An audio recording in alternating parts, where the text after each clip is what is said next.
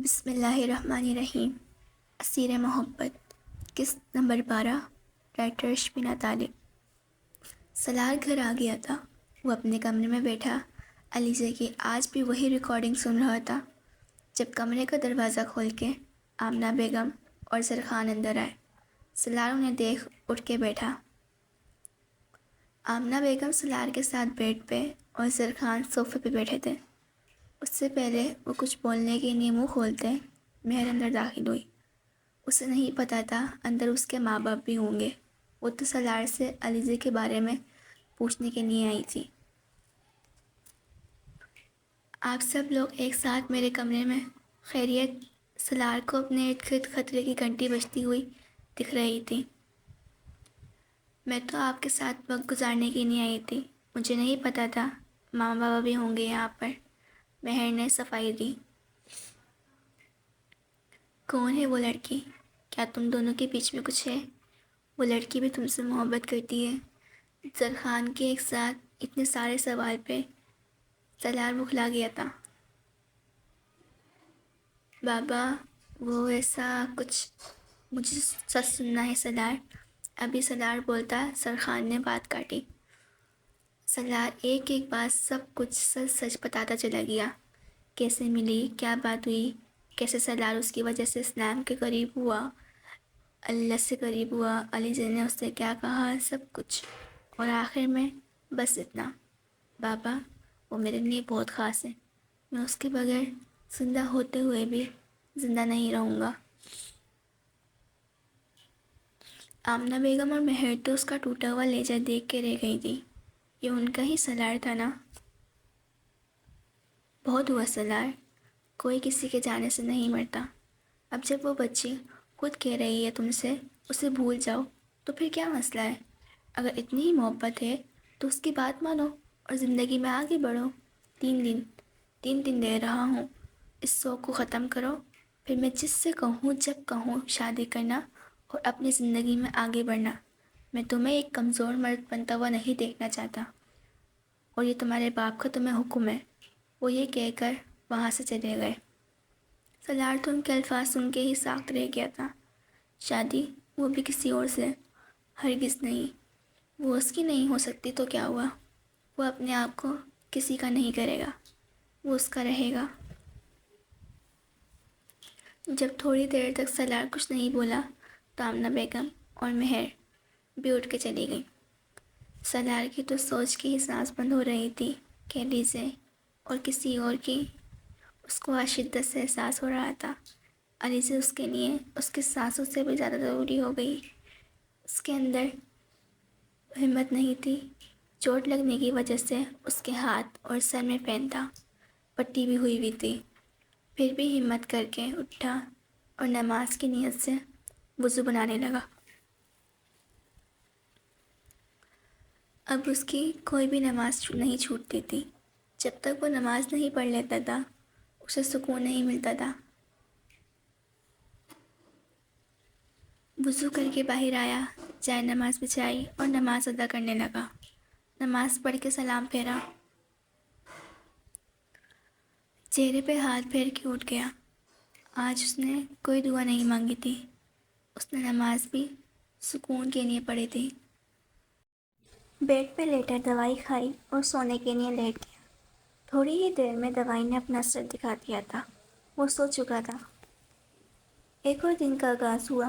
علیزہ کی آنکھ صبح 4:40 پہ کھلی۔ اس نے اٹھ کے ٹائم دیکھا اور نماز ادا کرنے کی نیت سے اٹھ گئی۔ وہ چائے نماز پہ بیٹھی خالی خالی آنکھوں سے اپنے ہاتھوں کو دیکھ رہی تھی۔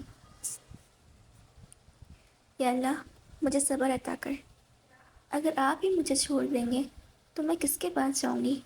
میرا آپ کے سوا کوئی نہیں ہے اللہ میاں۔ میں تو ہر دکھ ہر خوشی آپ سے شیئر کرتی ہوں، آپ سب جانتے ہیں، پھر بھی آپ کو بتاتی ہوں۔ میرے اللہ اس وقت بھی آپ جانتے ہیں مجھے صبر کی کتنی ضرورت ہے، پھر بھی آپ سے مانگ رہی ہوں، کیونکہ آپ کو اس بندی کا مانگنا پسند ہے آپ کو کہ وہ آپ سے باتیں کرے۔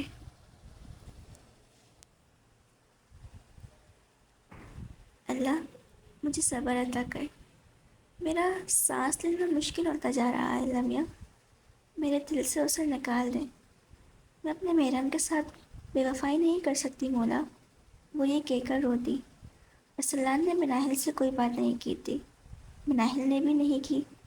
ابھی بھی وہ کام سے جانے کے لیے تیار ہو رہا تھا۔ وہ شیشے کے سامنے کھڑا تھا، اس نے اپنے بال سیٹ کر رہا تھا۔ مناہل مسلسل اسے دیکھ رہی تھی اور نہ جانے کیا سوچ رہی تھی۔ ارسلان نے نوٹ کیا تھا، وہ کل سے بہت خاموش ہے اور چپ بھی، گھر والوں کے سامنے بھی نہیں بول رہی تھی، اور ہوتی بھی کیوں نہ، اتنا بڑا دھوکہ جو ملا تھا اسے۔ ارسلان اس کی دل کی حالت کو سمجھ سکتا تھا، وہ چاہتا تھا وہ اس سے خود بات کرے، لیکن مناہل میں اتنی ہمت پیدا نہیں ہو رہی تھی۔ چلے، جب بال بنا کے فارغ ہوا تو شیشے میں دیکھتے ہوئے مناہل سے پوچھا۔ مناہل نے نہیں سنا، کوئی جواب نہ پایا تو ارسلان اس کی طرف منہ کیے دیکھنے لگا۔ مناہل، چلے ناشتہ کرنا ہے؟ اب کی بار اس نے تیز آواز میں کہا تو وہ ہوش میں آئی۔ جی چلیں۔ دونوں کمرے سے ساتھ باہر نکلے۔ علیزہ آج یونیورسٹی نہیں گئی تھی۔ ایک تو اس کے اندر سلار کا سامنا کرنے کی ہمت نہیں تھی، اوپر سے اب شاپنگ بھی سٹارٹ کرنی تھی شادی کی۔ شادی 1 مہینے بعد کی طے ہوئی تھی، دن بہت کم تھے اور کام زیادہ، تو سلمیٰ بیگم نے بولا اب بس شاپنگ پہ دھیان دو۔ وہ ناشتے کی ٹیبل پہ بیٹھی سب کے ساتھ ناشتہ کر رہی تھی۔ ٹیبل پہ سب موجود تھے۔ ارسلان نے غور کیا تھا، علیزہ کافی خاموش اور اداس ہے، اور ناشتہ کر کم رہی تھی، کھل زیادہ رہی تھی۔ نوٹ تو سب نے کیا تھا، لیکن یہ سوچ کے خاموش رہے کہ شاید گھر سے دور جانے کی وجہ سے۔ علیزہ کیا ہوا، ناشتہ کیوں نہیں کر رہی؟ ارسلان سے خاموش نہ رہا گیا، اسی لیے پوچھا۔ لیکن علیزہ تو وہاں ہو کے بھی کہیں اور تھی۔ اس نے ارسلان کو نہیں سنا تھا، ارسلان کو اب شک ہونے لگا تھا۔ علیزہ، اس نے علیزہ کا نام تھوڑی تیز آواز میں پکارا تو وہ ہوش میں آئی۔ جی بھائی۔ کہاں گم ہو بیٹا، ناشتہ کیوں نہیں کر رہی؟ کہیں نہیں بھائی، کر تو رہی ہوں۔ وہ ہلکا سا مسکرائی۔ ارسلان کو کچھ غلط ہونے کا احساس ہوا، لیکن خاموش ہو گیا، یہ سوچ کے کہ اکیلے میں بات کرے گا۔ علیزہ ناشتہ کر کے کمرے میں آئی۔ اب اس سے برداشت نہیں ہو رہا تھا، وہ سلار کی طبیعت جاننا چاہتی تھی۔ اس نے موبائل اٹھایا اور سلار کا نمبر جو کل جویریہ سے مانگا تھا کال ملا ڈالی۔ وہ اس کو خود سمجھ نہیں آ رہا تھا اتنی مجبور کیوں ہو گئی ہے اپنے نفس کے ہاتھوں۔ سلار جو علیزہ کی ہی ریکارڈنگ سن رہا تھا، ایک انجان نمبر سے کال آتے دیکھ اس کا موڈ خراب ہوا۔ پھر اس نے کال اٹھا لی۔ ہیلو، سلار نے ہیلو کہا۔ علیزہ کو سلار کی آواز سن کے اپنے اندر جان آتی محسوس ہوئی، تو وہ ٹھیک تھا، اللہ کا شکر۔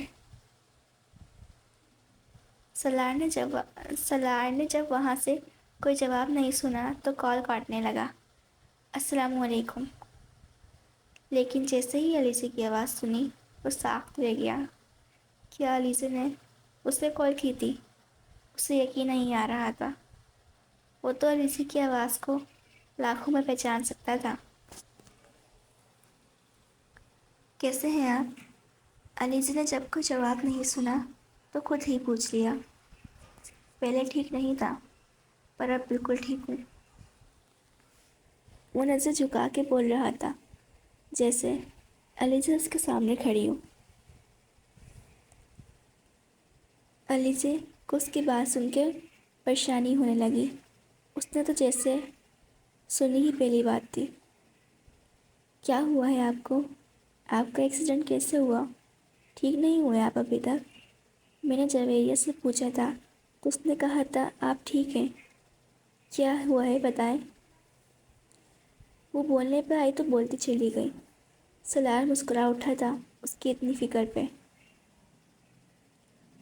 اب ایسے بولیں گی تو یہ بندہ جان بھی دے دے گا، اور آپ کہتی ہیں محبت نہیں کرتی، پھر میری اتنی فکر کیوں آپ کو؟ جن سے محبت نہیں ہوتی وہ مر بھی جائے نا تو کوئی فرق نہیں پڑتا۔ سلار کا کہا ایک ایک لفظ سچ تھا، تو کیا وہ اپنی باتوں سے اس پر ظاہر کر گئی تھی کہ وہ اس سے محبت کرتی ہے؟ مجھے بس آپ کی فکر تھی، کوئی محبت نہیں۔ وہ بھی بول ہی رہی تھی جب کمرے کا دروازہ نوک کر کے ارسلان اندر آیا۔ نوک ہونے پہ علی جی نے اپنا موبائل ایسے ہی گھما کے ٹیبل پہ رکھ دیا تھا۔ وہ کال کاٹنا بھول گئی تھی اور اب اپنے آپ کو کوس رہی تھی۔ بھائی آپ؟ جی بیٹا، مجھے آپ سے بات کرنی ہے۔ جی بھائی۔ وہ بیڈ پہ ہی علی جی کے ساتھ بیٹھ گیا تھا اور دوسری طرف سلار سب سن رہا تھا۔ علی جی بیٹا، آپ کو کوئی اعتراض تو نہیں ہے شادی سے؟ آپ کسی کو پسند تو نہیں کرتی؟ بیٹا اگر ایسی بات ہے تو بتا دو، شادی کوئی ایک دو دن کی بات نہیں ہے، پوری زندگی گزارنی ہوتی ہے ایک ہی شخص کے ساتھ، اور جب وہ شخص ہی آپ کو ناپسند ہو تو؟ میں جانتا ہوں اب اتنا وقت نہیں ہے، منع کرنا ٹھیک نہیں ہوگا، لیکن ساری زندگی خراب کرنے سے بہتر ہے ابھی بتا دو۔ نہیں بھائی، ایسی کوئی بات نہیں ہے، اور ویسے بھی بھائی محبت کا کیا ہے، وہ تو شادی کے بعد ہو ہی جاتی ہے۔ مجھے کسی سے محبت نہیں ہے اور نہ ہی مجھے کوئی پسند ہے۔ باہر پڑھنا چاہتی ہوں، ماں باپ اور آپ کا بھروسہ توڑنے نہیں۔ میں بس اس لیے اداس ہوں کیونکہ ایک مہینے بعد میں آپ سب سے بہت دور چلی جاؤں گی۔ بھائی مجھے بس ابھی پڑھنا تھا، لیکن جو اللہ کو منظور میں اس میں راضی ہوں بھائی۔ مجھے تم سے یہی امید تھی۔ اچھا چلو آپ جلدی جلدی شادی کی شاپنگ کر لو، پھر وقت بہت کم رہ گیا ہے۔ جی بھائی۔ وہ اس کے سر پہ ہاتھ رکھ کے کمرے سے چلا گیا۔ علی جی نے موبائل اٹھایا۔ اس نے یہ سب کہا ہی اسی لیے تھا کیونکہ سلار یہ سب سن رہا تھا۔